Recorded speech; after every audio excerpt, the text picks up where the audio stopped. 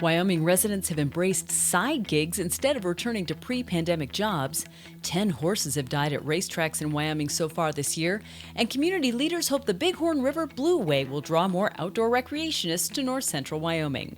Bringing you these stories and more from Wyoming's largest news organization, I'm Wendy Corr for Cowboy State Daily. Unemployment rates in the Cowboy State are nearing historic lows, but many people across the state who started side gigs during the COVID-19 pandemic have discovered that working for themselves is preferable to working for someone else.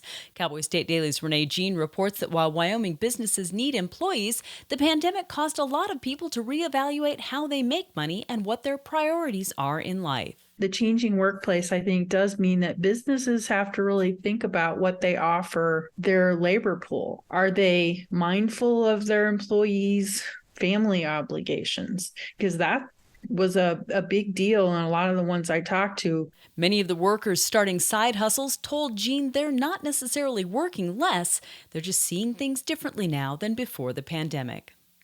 10 horses have died at Wyoming racetracks so far this summer, and 9 of those were at Wyoming Downs in Evanston. The death numbers were part of Wyoming Gaming Commission data obtained through a Freedom of Information Act request that was shared with Cowboy State Daily's Leo Wolfson. Now, what's interesting is actually that number is not that far out of the ordinary for Wyoming on a typical year. In fact, last year in 2022, there was 10 deaths over the whole summer, but it should be noted that there's still over a month left in the racing season this year. Over the past 3 racing seasons, including the still unfinished current season, there have been 28 horse deaths in the Cowboy State compared to the years between 2014 and 2016 when there were 7 deaths total. But there's also been a nearly 63% increase in racing activity across the state. Well, although it might seem fairly basic, preparing European mounts or displays of just the skull and antlers or horns from cattle or big game isn't nearly as simple as people might think. Converse County's Sierra Mortimer told Cowboy State Daily's Mark Hines that she's been able to make a full-time business of it. She does ranch work part-time, but she said her boss told her, you should get into the big game. You'd probably find more of a lucrative market for yourself doing big game European mounts. All that is the skull and the antlers or horns. It's nothing else. And she's built herself a business from it. It's now become her full-time business. But she says there's a lot involved. Mortimer said her business, YO Skull Company, offers mounts as simple as only the cleaned, dried, and whitened skull, or they can include all manner of bling, painting, or even metal coatings. I'll be back with more news right after this. At Hilltop Bank, we understand that buying a home is a big decision. That's why we're here to be your trusted partner on the path to home ownership. Our experienced mortgage team will guide you every step of the way, from pre-approval to closing. We offer competitive rates and a wide variety of home loan options to best suit your needs. With our local knowledge and personalized service, you'll feel confident and comfortable throughout the entire home buying process. Contact us today to start your journey toward home ownership. Hilltop Bank, member FDIC, equal housing lender. Small towns across America are struggling, but in the tiny town of Hulett in northeast Wyoming, something interesting is happening.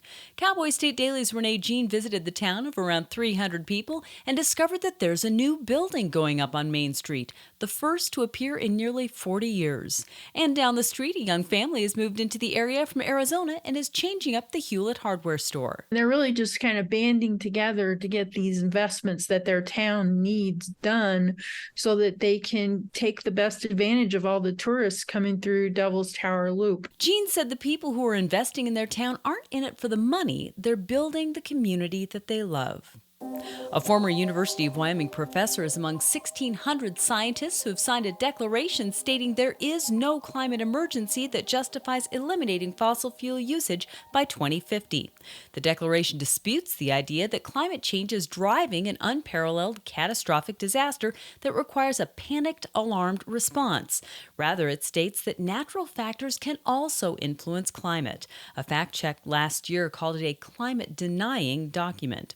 Kevin Kilty, who is a retired adjunct professor of mechanical engineering at the University of Wyoming, told Cowboy State Daily that when it comes to measurements of weather extremes, the observations don't show any trends outside natural weather variability. And there's an earnest effort underway to put the Bighorn River on the map, and local volunteers are leading the Blue Way forward.